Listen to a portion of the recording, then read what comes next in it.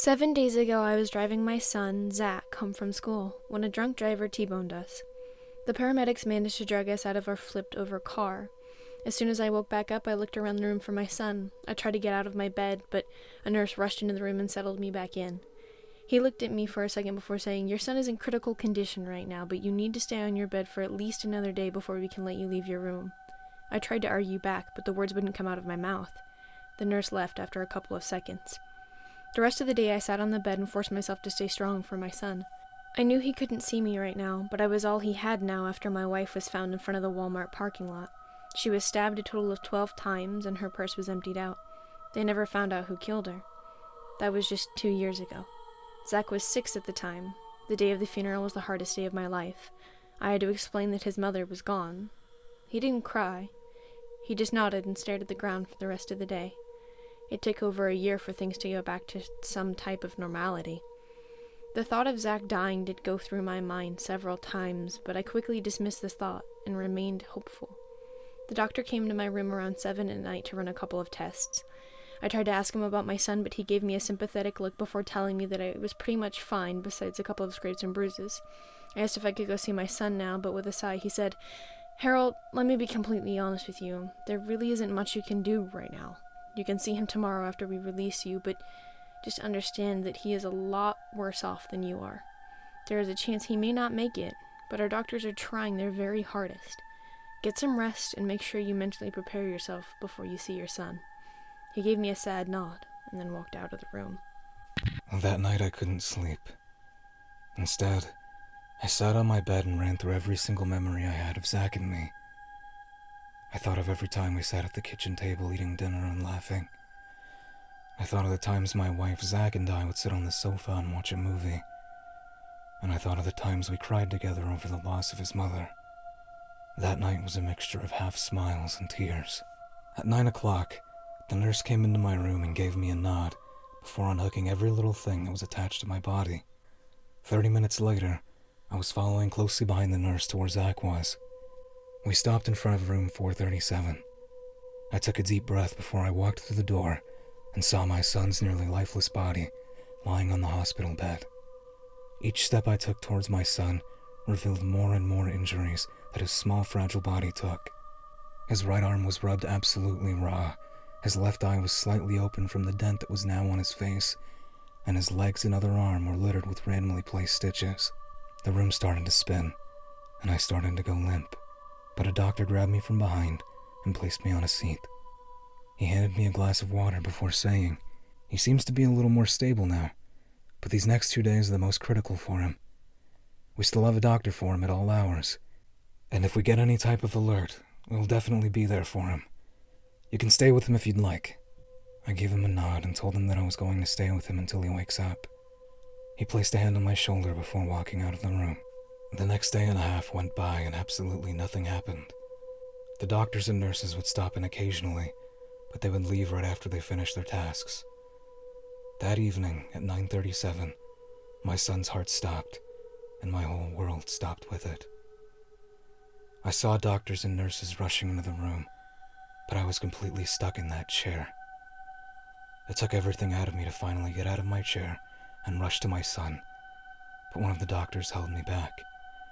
I screamed, pushed, and sobbed during the 18 seconds my son was dead. For the next 2 days, I stood next to my son. I didn't sleep, eat, or drink anything. I wanted him to somehow know that I was with him. I wanted to somehow help him get out of this coma and into my arms again. At 11:14 p.m., my son finally opened his eyes and looked up at me. It had taken him 4.5 days for him to get out of this coma, and the only thing I wanted to do was cry and hold him. He gave me a small smile before he looked up and frowned. Before I could do anything, Zach went into absolute hysterics. He started off by letting out a series of screams of absolute agony. He tried ripping off his IV and everything else connected to his body, but I held his arms down as carefully as I could before calling for a doctor. It took over 3 hours for Zach to finally calm down. It was 2 a.m. by then, and I was absolutely exhausted, but I walked up to him and sat down next to him while gingerly holding his hand. I fell asleep around 5 a.m.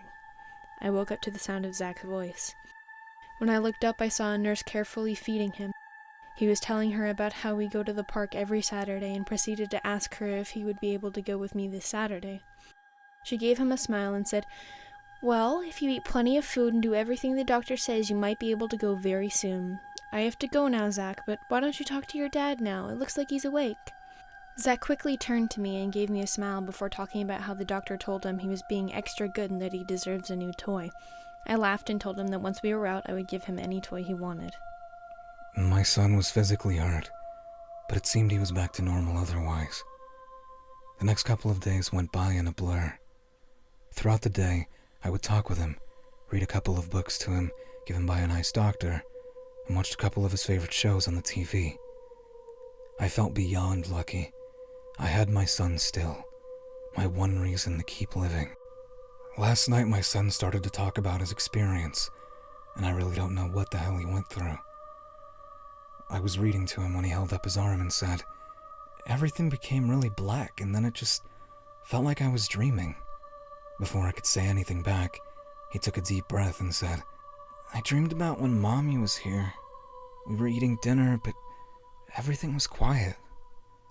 Mommy and you were talking, but I couldn't hear anything. I tried to say something, but I couldn't hear myself. I started to scream, and then everything went black again."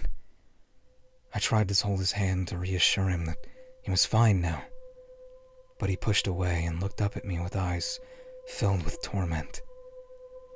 His lips quivered before he continued with his experience. Then a bright light was all around me.